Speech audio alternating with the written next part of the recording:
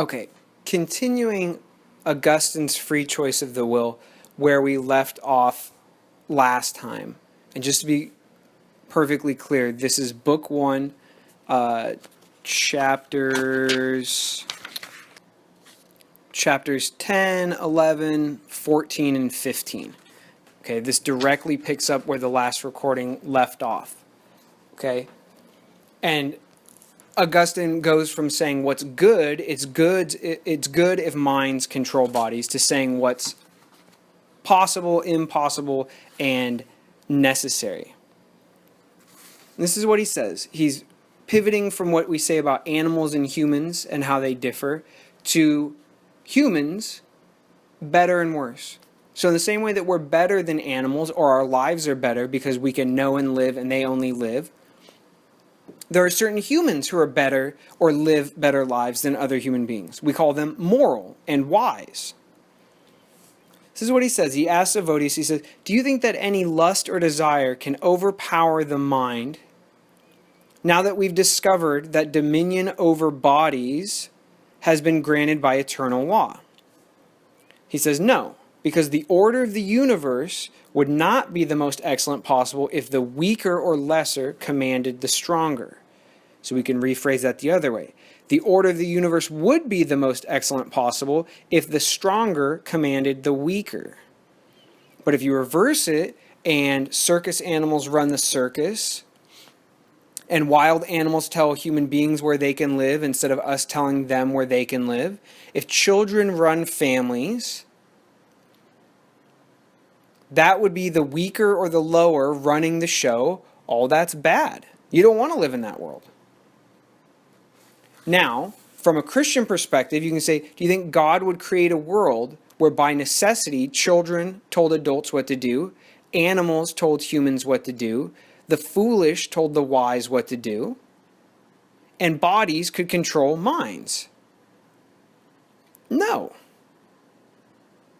From the philosophical perspective, we can say, look around the world. Do you see bodies controlling minds in normal situations? Do you see animals giving orders?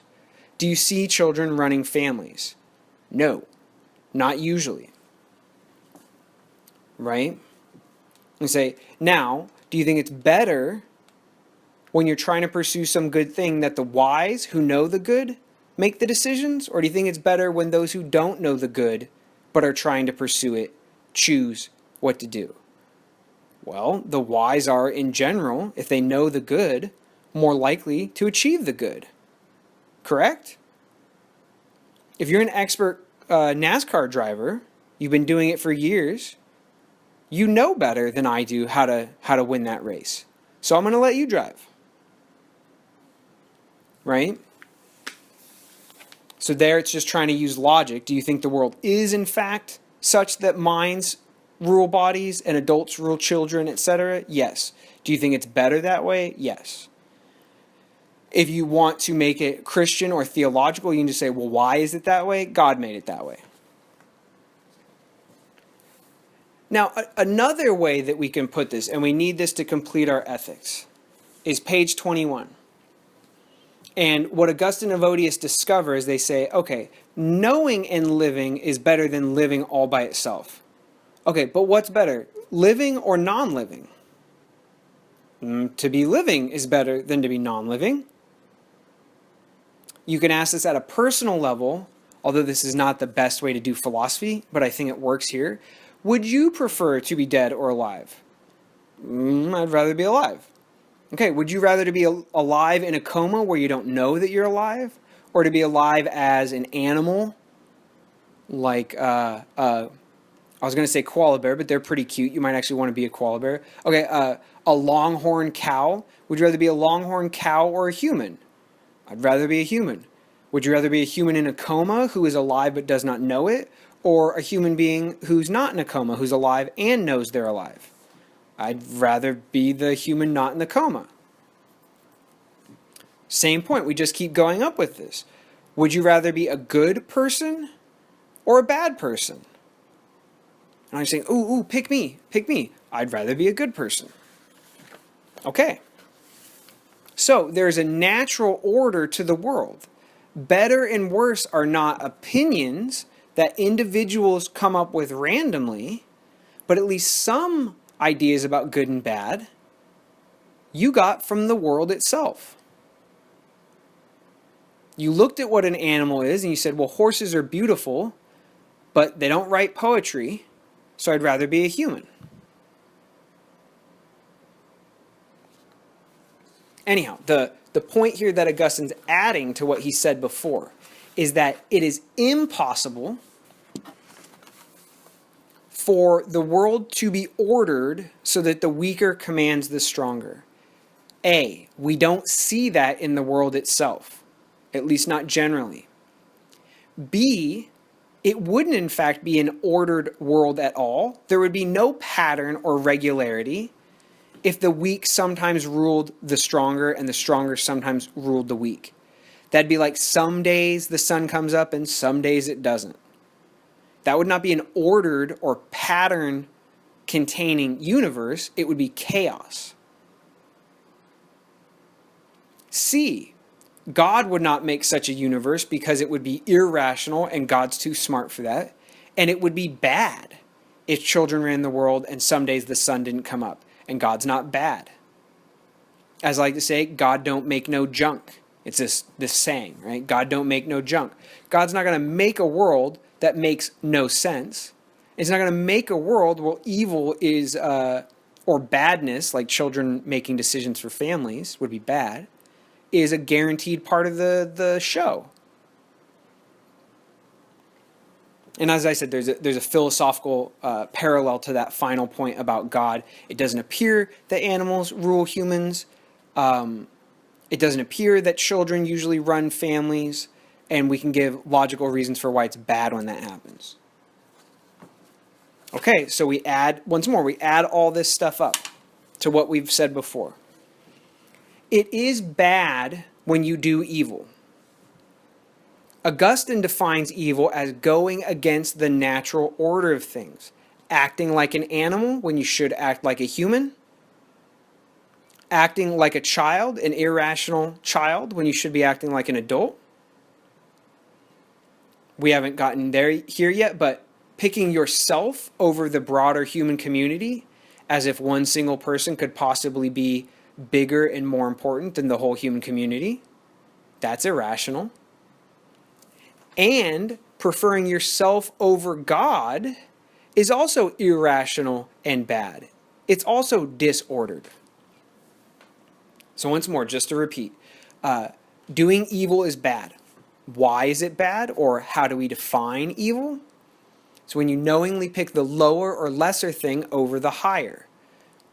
Another way to put that is doing evil is going against the natural order because the order elevates the high above the lower. Now we might say, this is where we're adding new material. One might say, but I don't choose to pick the lower over the higher. I didn't choose to have premarital sex. My body made me do it. I didn't choose to yell those offensive things at the other people on the street. I was drunk. I didn't choose to be mean and bully the other kids. It was peer pressure. I had to do it. And Augustine says, that would be a funny world, wouldn't it? That would be a disordered world where sometimes you have control over yourself. I think I'll pick up the spoon and have soup now. I think I'll set the spoon down. And other times you're like, I can't control my mouth. I can't help but yell these bullying things at the other kids. Or sometimes you can control your body. Okay, finish this mile, keep your pace up. And other times you couldn't. Oh, someone's sexy in the room. I better cheat on my spouse. You see how topsy-turvy of a world that would be? How disordered of a world that would be? That'd be like if sometimes you determined when your dog goes for a walk, and other times your dog made decisions like what job you should have. Fido, do you think I should be an accountant or work at the daycare center or the doggy daycare center? You don't let Fido make that decision. Okay, so part of what Augustine says, it'd be sort of a crazy world if sometimes you had full control over your behavior and sometimes you didn't. But he's also shown animals never control human beings. If you run from a tiger, that's a choice you've made. It's a smart choice, but the tiger didn't make you do it. You can make the tiger do things, though. That's what zoos are all about. Okay, you tell the cow when it's time to get milked. The cow doesn't tell you anything. So Augustine's point here is that it is impossible for your own body to make you sin. I don't think I've said that clearly enough yet, so let me say it again, and please write it down. Your body can never force you to sin. Your animal nature never makes decisions for you. Your human mental nature always makes decisions for you. Your body never makes decisions. It's always your will, and so your will always remains perfectly free. So I predict this one will generate good discussion. Here's the question now. Augustine says literally never can a body make a mind do something. Never can an animal force your behavior. More importantly for ethics, your own animal body never chooses things. Your mind or free will always chooses. Now, your body can suggest things. Your body does have reflexes. Your body does have desires. But those desires only turn into action. Those desires only get validated as, yes, I think that's good, by your mind or your will. So there's lots of possible objections to this here. So here's the question. Do you have any objections or counterexamples to Augustine's claim? He says bodies never choose, they never make you do anything. Do you have any counterexamples to that? Simple question. The only twist I'm going to add is hopefully in the discussions you all will try to take up for Augustine and try to redescribe these instances where it seems like the body's making all the choices. Try to support Augustine, so we have both sides, and say, no, maybe even there the mind or the soul or the free will made the action happen.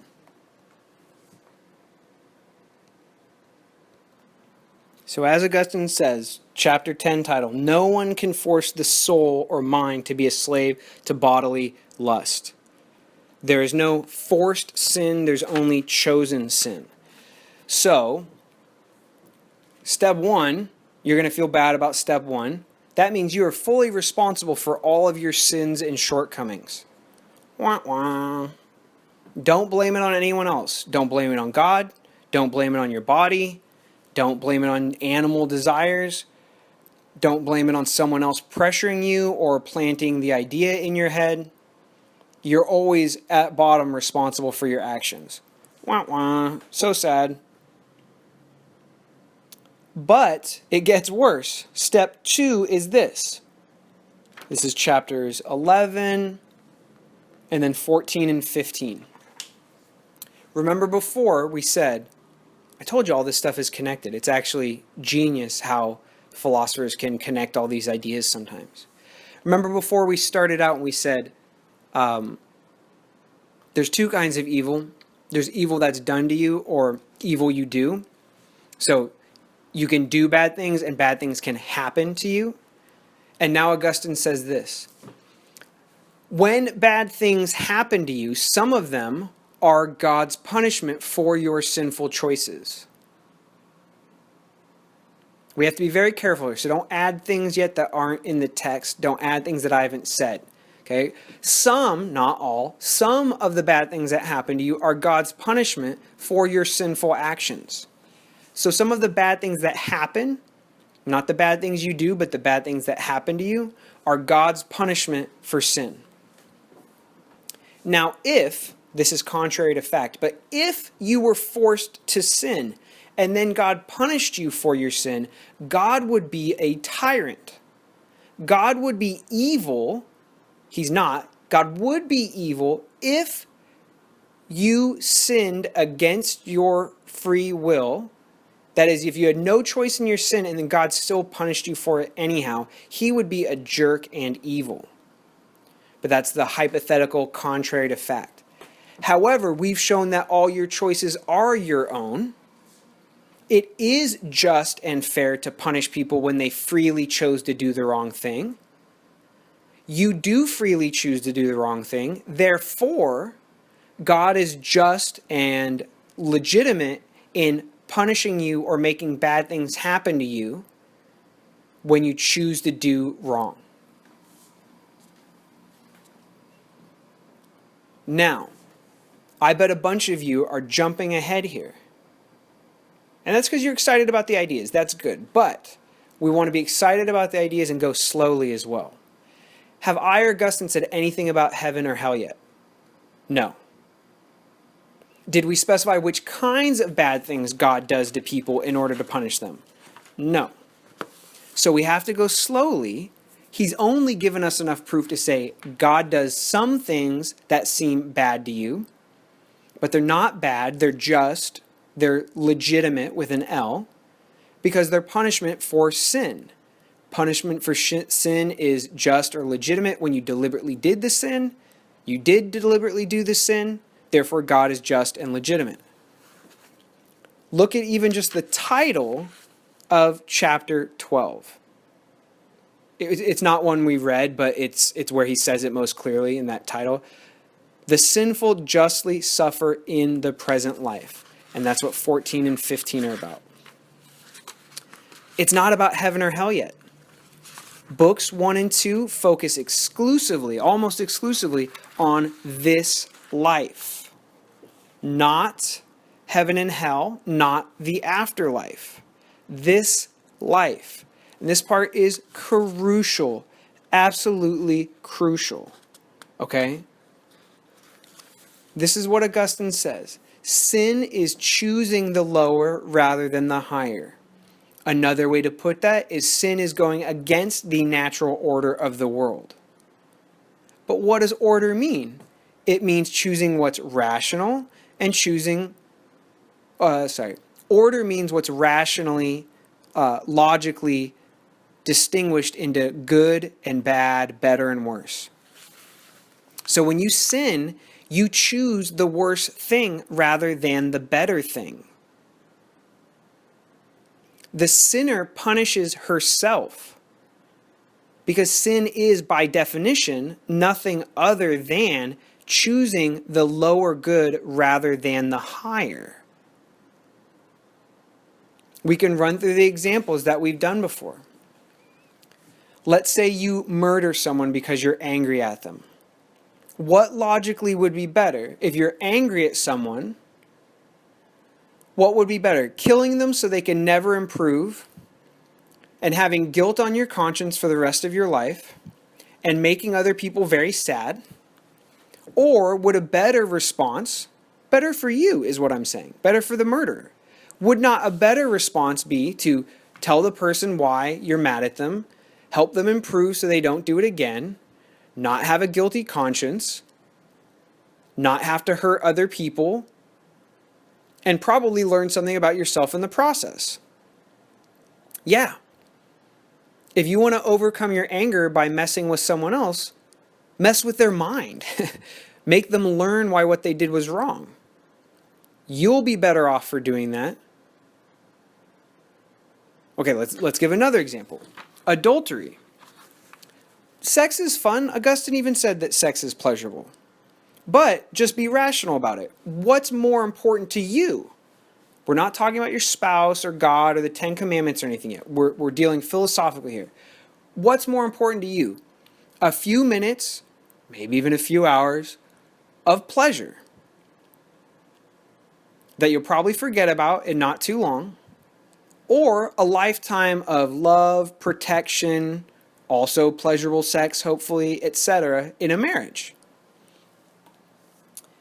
Adultery is wrong because it chooses something which is less good, a few minutes or hours of pleasure, over something which is objectively better. A loving relationship that also has sex in it, where you have long-term protection, where you can feel safe with the other person, where you don't have to feel worried or guilty about what you do, etc. Adultery is wrong not because God told you not to do it. Adultery is wrong not because the other person doesn't like it. Remember that stuff about the Swinger parties. Some people do, in fact, like that. Adultery is wrong because you harm yourself when you cheat. It's called cutting off your nose to spite your face. You pick something that seems good right now that actually isn't the best possible thing for yourself. You hurt yourself in this life when you sin. That's the punishment by God we're talking about here. It doesn't mean that God reaches into the world and slaps you when you do something wrong. So if you have some disease or something, it's not that God reached in the world and gave you that disease to punish you for sin. That's not what he's talking about. What he's saying is that when you sinned, you chose the lower thing rather than the higher. You want to know what God's punishment in this life is? He lets you have the thing you chose. You chose a few minutes of pleasure and it ruined your marriage? That was the choice you made, and God let you have the consequences of your choice. That's how God punishes in this life. It's just because God didn't make you an adulterer. The other person didn't force you to be an adulterer. That's all on you.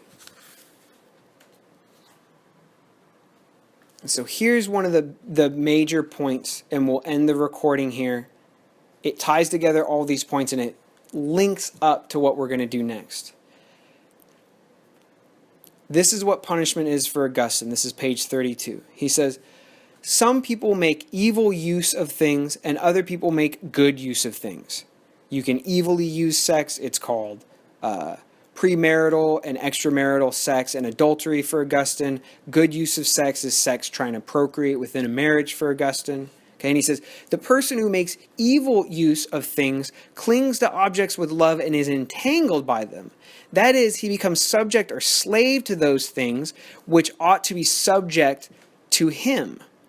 You let things master you instead of mastering things. But the person who uses the things rightly proves that they're indeed good things if you use them correctly. Therefore, the good person is not attached to objects or animal bodies by love, lest he make them as if they were limbs, arms and legs of his body, of his spirit, literally. If you make these things as if they're limbs, they'll weaken you with pain and wasting away, and eventually they will be cut off from you. Instead, the good person is above temporal and bodily things completely. The good person is ready to possess and control these things, but even more ready to lose and not possess them. Since this is so, you don't think, do you, that silver and gold should be blamed because of greedy people, or food and wine because some people are gluttons and drunkards. Don't blame women and men for... don't blame beautiful women for adultery. Don't blame handsome men for adultery. Blame the person who cheated instead. Just as we see a doctor may burn someone to save their life, to seal up a wound, and the poisoner may use bread, which is normally good, for his crime. Things are not good or bad for Augustine. It's how you use them. If you use them according to their place in the order, they're good. If you use them against their order, you treat another human as if they're just an animal body. Or you treat yourself as if you're not rational and you can act like a child all the time. Then you are sinning and you're harming yourself. Because it's better to be knowing about your life instead of just living it like an animal. Okay, so that is book 1, chapters 10, 11, 14, and 15. Thank you, everyone.